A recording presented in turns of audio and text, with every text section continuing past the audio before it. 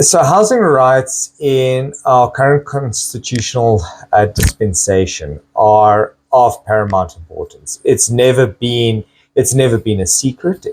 It's always been very well ventilated that the access to housing is absolutely crucial for everyone.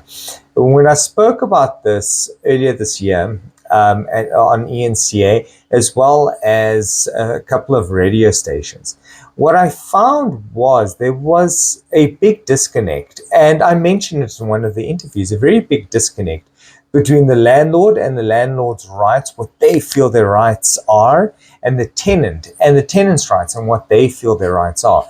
And unfortunately, this is a very emotive disconnect.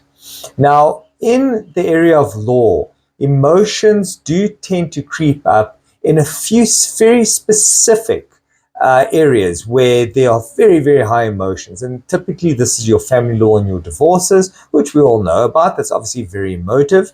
There's your labor law, also very, very emotive, because people's jobs and their income that could potentially be lost. And housing. So when we look at the property sector, especially around evictions, it is highly, highly emotive. And I'm not saying that other areas of law aren't emotive. Criminal law is also emotive. Many other areas are emotive, but we tend to find that these areas almost dictate how the law is, number one, formulated and framed, and number two, it also dictates how certain matters are actually dealt with and how magistrates actually deal with, or judges deal with certain matters that come before them. So why I'm expressing this is because whenever I do these interviews and you read the comments, and Intabi Singh will share the link with you, there are always two very contrasting sides that land up trying to fight with each other, and it becomes quite an interesting comment section to read through.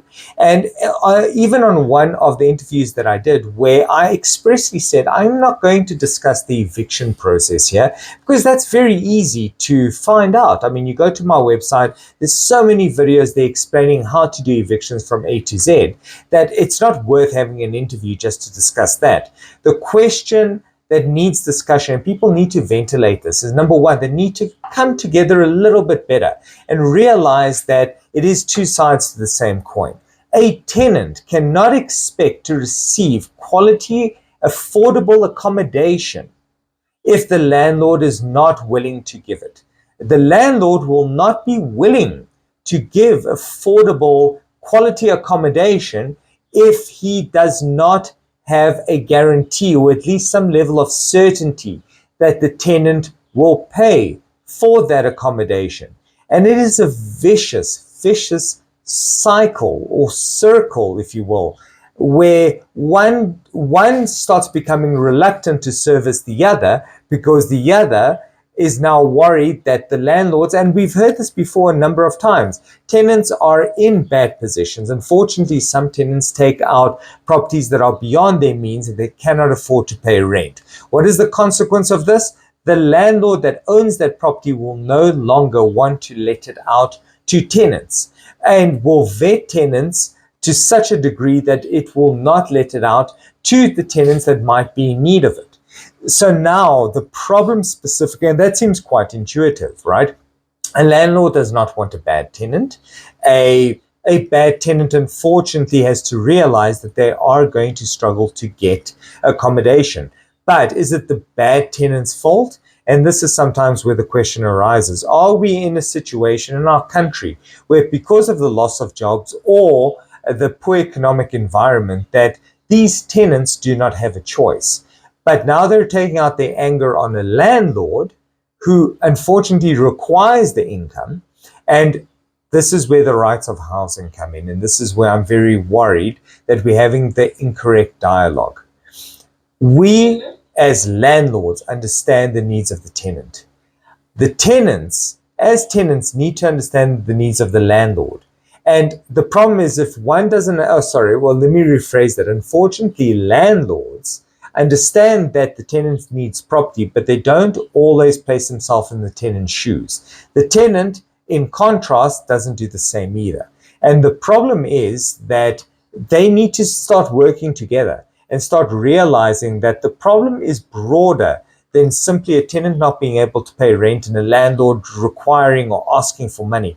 We're sitting in a position where landlords are complaining immensely about how long the eviction process takes. We've got municipalities whose function it is to find alternative accommodation, but there is absolutely no way that they're going to be able to find that alternative accommodation because they simply do not have the budgets. Yet we have legislation that places these obligations on municipalities to do so, but these don't exist. So it's almost like it was drafted to give them an obligation, but an obligation that, frankly, everyone knew would not be possible to be met. And unfortunately, this is where landlords are beginning to get frustrated because the process takes so long, because there isn't alternative accommodation to provide to the poor tenants who have lost their jobs because of the economic climate. The landlords are now reluctant to buy properties or to let properties out for fear of not receiving those rentals and then unfortunately having to wait 3 to 6 months to complete an eviction. And that was the gist of the interview. And you can see how it gets so emotive.